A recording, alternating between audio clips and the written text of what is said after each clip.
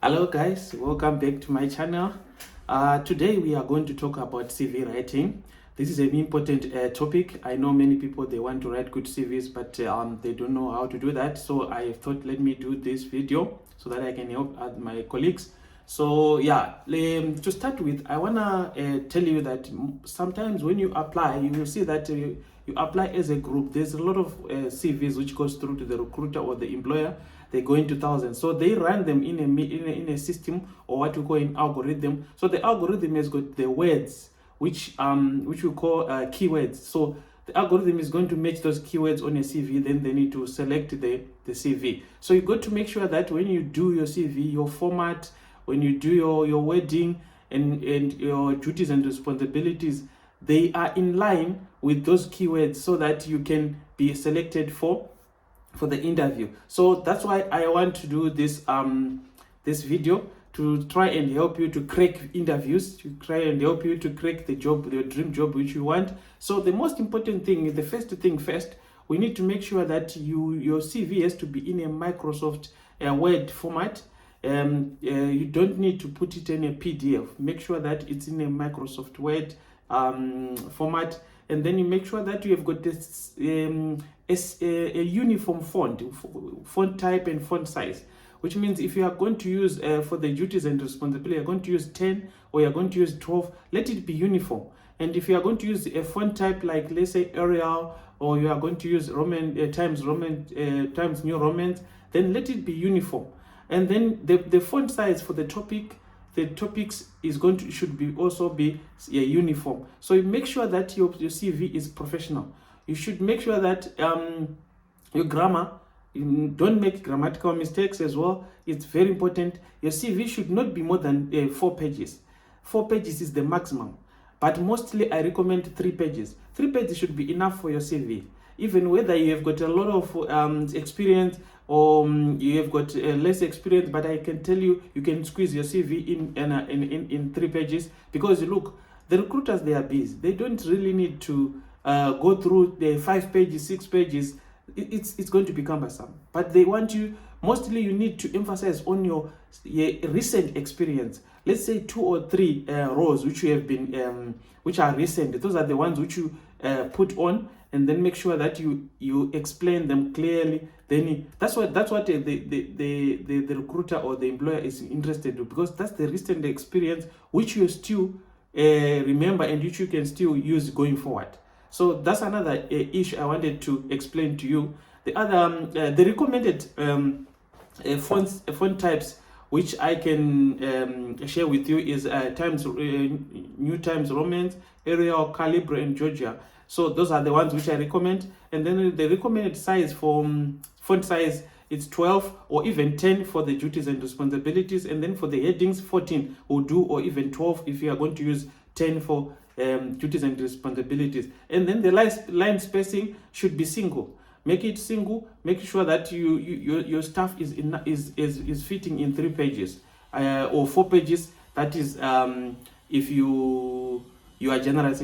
So now we are going to talk about the words which you are not supposed to put on your CV. They discriminate you. Some of them, they just overcrowd your CV unnecessarily. You don't need to write the word curriculum vitae. We already know that it's a curriculum vitae. You don't need to put your marital status. You don't need to put your age. You don't need to put your gender. You don't need to put the hobbies and interests. You don't need to put your race. You don't need to put your footers. They just overcrowd your CV. You don't need to use italics.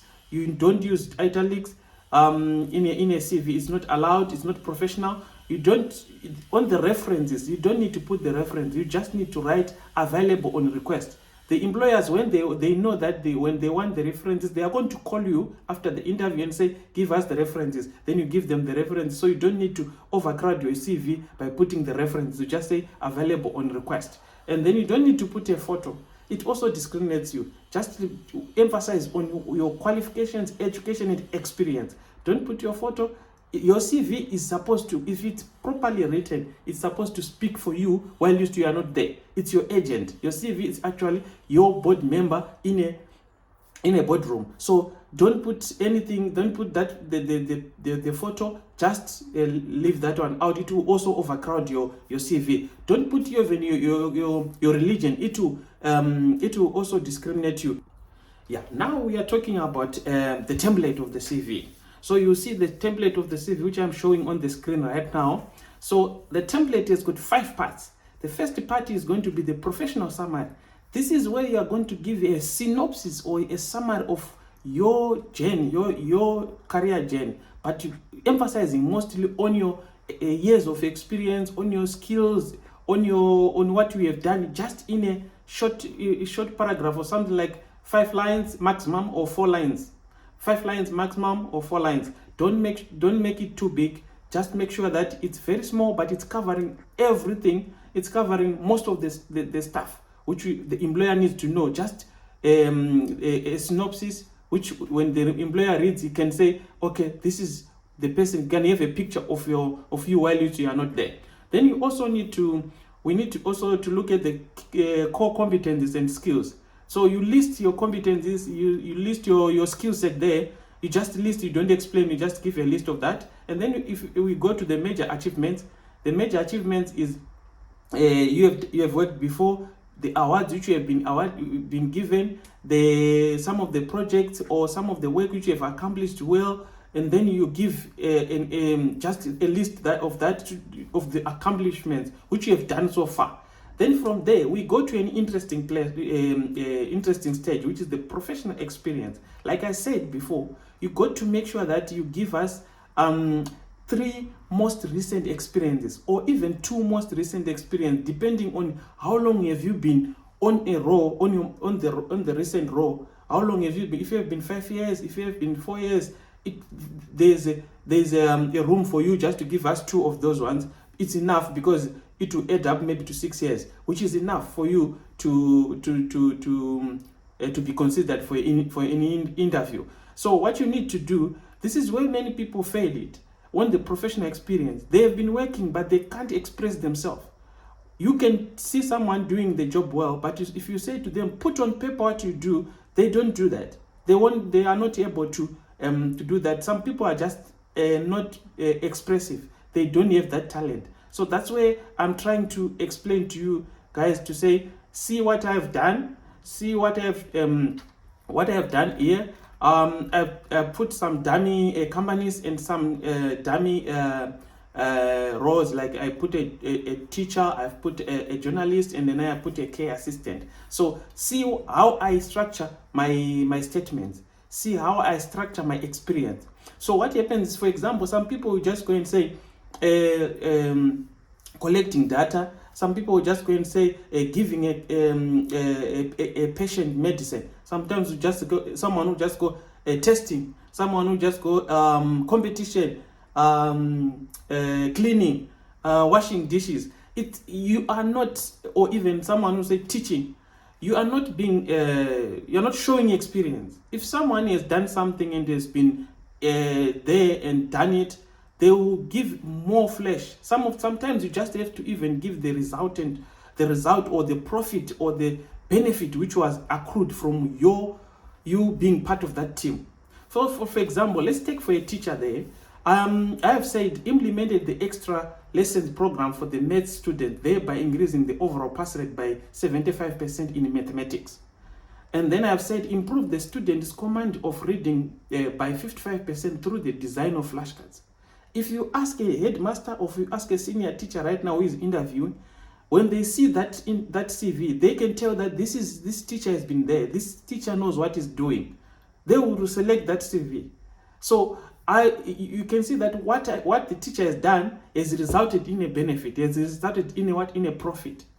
So you need to do that. You need to explain, and you need to show that the employer will say, okay, if I take this person, he's going to come and change this. He's going to do this, like what he or she did before. So you need to be very expressive. Let's go to the journalist. I've said I initiated an anonymous WhatsApp line for the members of the public to lead me to breaking news, which resulted in the coverage of some popular stories like XXX. Just mentioning, you see, The journalist initiated a WhatsApp line, and the people were giving what real-time feeds of what breaking news, and he managed to crack a good story. So this is what you are supposed to do. This is what you do when you express your experience. It shows that you have been there, you have done it. And then let's say we look at the care assistant. I said the reporting all the accidents and complaints to the registered nurse in charge in time, as well as recording all the relevant details for future reference of the case. So you are working in health. It's very important to make sure that you keep records. You make sure that you report. You make sure that you are always alert. So you have been there, And why I said for the future reference, because someone is going to come and take over your shift, and then they need to proceed with the case. Or even after the case will drag on for the next 6 months or a year, they still need to have all the paperwork done properly, so that the referencing is going to be what? It's going to be easy. So this is what I'm teaching you guys. Make sure that you are expressive. Make sure that your CV has got value. The CV, you don't need to be there. You don't need your photo. That's why I said you don't need to put your photo. Your photo is not necessary, but what you write on your CV is necessary, can represent you in a boardroom when you are not even there, when you are far, when you are miles and miles away from that boardroom. So this is what I'm teaching you. So you need to do your CV. Follow this format, guys. I will show it on the screen, and then follow it and do it and mark yourself. You will see that you are going to produce a very good CV. So now we go on the next area. The next area is the summary of other roles. So like I told you that the employers are not concerned about your experience, your experience which you attained 7 years ago or 8 years, 10 years ago. They are mostly concerned about your recent experience. That is the last 5 years, at most the last 6 years. So other roles which you have done, I'm not saying you don't need to list them. You just list them. You say, for example, I've been a controller, a credit controller from this time to this time, a lecturer from this time to this time, a computer technician from this time to this time. You don't need to explain anything. Just put them there to show that it was part of your journey. But you are not supposed to talk much about that, because it's something which you call obsolete experience. On your education, you just list your qualifications, and then your university, your qualifications, your college, you don't need to put O level, you don't need to put A level. That's academic. We just want the qualifications. So you look, most of the people, they just overcrowd the CV. They are putting, I've done O level there, I've done A level there, 15 points this and that. We don't need that. They don't need that. That's a CV for someone who is finishing, who is starting a degree, or is that. And then the last part is the reference. That's what I said. You just say available on request. That's it. So guys, thank you very much for watching this video. I hope it's going to help you. Write your CV, use this template. I'm going to show it, I'm going to share it. If you want it, you can call me. I can send it via email, or you can copy it from the screen there, and then you create your good CV. Then you start to be serious, and then you start to get to crack interviews very soon. And then if you like this content, guys, let's grow this family. Let's subscribe, share, and tell others, and then we can grow this family, because we want to inspire people, we want to give more information to the people and help our people. There are a lot of people, even professionals, who are very good in what they do, but they can't express themselves. It's not that they are weak, but it's a talent. To express yourself is also a talent. To be a professional, it's a talent, but you can't be a master of everything. You can't be you can't do everything. So that's why I said, let me share this so that I can help my colleagues and other people out there to benefit. So let's share these videos. Let's like and subscribe.